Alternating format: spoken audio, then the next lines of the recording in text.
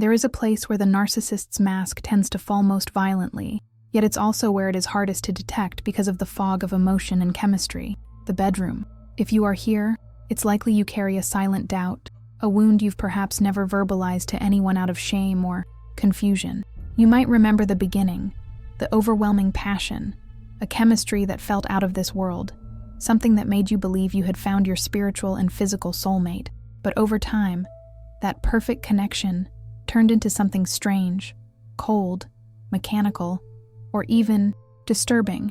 You might be living through the desert, where touch has disappeared, and you feel rejected, unwanted, and questioning your own beauty and worth.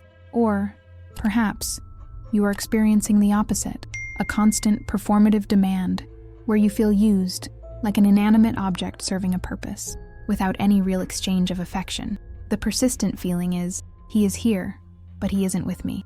And that intuition is correct. What you experience in intimacy with a narcissist is not love, and often, it isn't even desire in the human sense of the word. It is something much more complex and dark. In this video, we are going to open the door to that dark room. We will reveal the secret sex life of the narcissist, not to gossip, but so you can understand, once and for all, that what happened, or what stopped happening, behind closed doors, was never about your inadequacy. It was, and always will be, about his disorder. My name is Lauren Mitchell. My purpose with this channel is to show that the problem was never you, and more importantly, that you are not alone. If this video resonates with you, I invite you to subscribe to the channel and like the video. I'm counting on your support. To understand the secret sex life of this personality, we first need to look at the scenery he sets up, the stage where you were placed. Most victims describe sex life with a narcissist in two polar extremes: the heaven of the beginning and the hell or emptiness that comes after. In the beginning, during the idealization phase, sex is a capture tool. It's not just pleasure. It's an Oscar-worthy performance designed to get you addicted. He mirrors your deepest desires. If you wanted romance, he was the prince. If you wanted intensity, he was the storm. He studied you and delivered exactly what you needed to let your guard down. In this phase, the narcissist uses sex to create a biochemical bond, flooding your brain with dopamine and oxytocin, ensuring that when he begins to abuse you, you are chemically tied to him. But then, the mask falls, and this is where the secret life starts leaking into reality. Suddenly, that attentive lover becomes cold, or he starts criticizing your body, or he introduces practices you don't consent to, or he simply switches off. You start to notice that during the act, his gaze is blank, or focused only on his own satisfaction, or, worse, he seems angry. Many women report feeling like an inflatable doll, or a necessary prop for his assisted masturbation. Eye contact disappears. Mouth-to-mouth kissing, which denotes intimacy and the exchange of souls, becomes rare or non-existent. You leave the sexual encounter feeling lonelier than when you entered, and this loneliness in company is the first major red flag that sexuality there is not a bridge between two people, but a stage for a solo actor. This leads us to the first fundamental pillar to understanding this hidden dynamic: sex as a currency of control and power. For a healthy person, sex is an expression of vulnerability, mutual pleasure, and connection. For the narcissist, sex is purely transactional. It is a source of narcissistic supply. He uses sex to regulate his own unstable self-esteem and to maintain control over you. There are two main types of sexual manipulation here. The first is the somatic narcissist, the one who bases his value on appearance and sexual conquest. To this type, you are a trophy. Sex is a validation of his virility or attractiveness. He needs you to adore him, to validate his performance. If you don't show absolute ecstasy, even if you have to fake it, he becomes enraged or withdraws. He isn't concerned with your pleasure, but with what your pleasure says about him. You are the mirror in which he admires himself. The second type of manipulation, and perhaps the cruelest, is the weapon of withholding. The narcissist quickly realizes that sex is important to you, that it's how you feel loved and connected. So, what does he do? He cuts off the supply. He starts rejecting you. He makes up headaches, tiredness, or says you aren't trying hard enough. This sex strike isn't due to a lack of libido, and we'll talk about that shortly. It's a punishment tactic. He loves seeing you begging for crumbs of affection. He feels powerful knowing he holds the key to your satisfaction and self-esteem. Every time you get dressed up, try to seduce him, and are rejected with a look of contempt or indifference, he gets a massive shot of power. He is in control. He has turned intimacy into a game of cat and mouse where you always lose. But if he isn't having sex with you, or if the sex with you is mechanical and lifeless, where is that energy going? This brings us to the second pillar, the darker one, the secret life, objectification, and fantasy. The narcissist has a deep and pathological relationship with fantasy.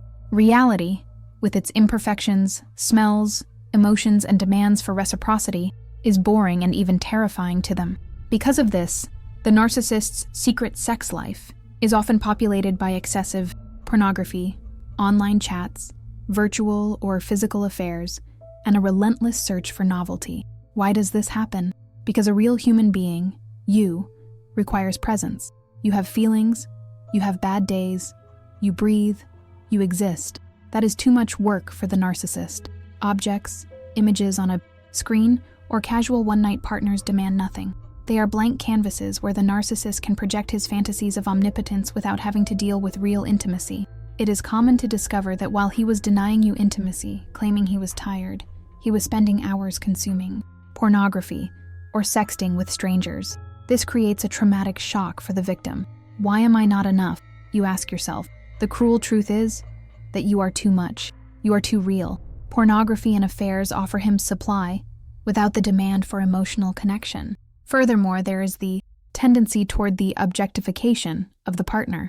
In many cases, the narcissist tries to bring this secret life into the bedroom with you, treating you degradingly, forcing acts you don't like, or turning sex into something violent or humiliating. Don't confuse this with healthy BDSM, which is based on trust and consent. Here, the goal is dehumanization. By degrading you sexually, he feels superior. He protects his fragile ego by ensuring you are just a body, devoid of a soul, easy to use and easy to discard. And this leads us to the root of everything. The third pillar that explains the final secret, the inability to be intimate and the fear of vulnerability.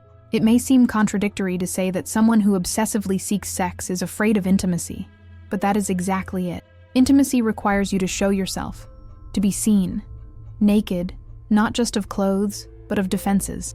For the narcissist, being truly seen is death. At the core, there is a void, a toxic shame that he must hide at all costs. During sex, if there is a real emotional connection, he risks feeling vulnerable, and vulnerability, to them, is weakness. This is why many narcissists dissociate during the act. They leave their bodies. They might be performing the movements mechanically, or they might be imagining someone else, or watching a scene in their own head. They need to disconnect emotionally to be able to perform physically. This disconnection is what you feel. It's that chill down your spine when you look into his eyes and see no one there. It's the feeling that he is having sex with himself, using your body.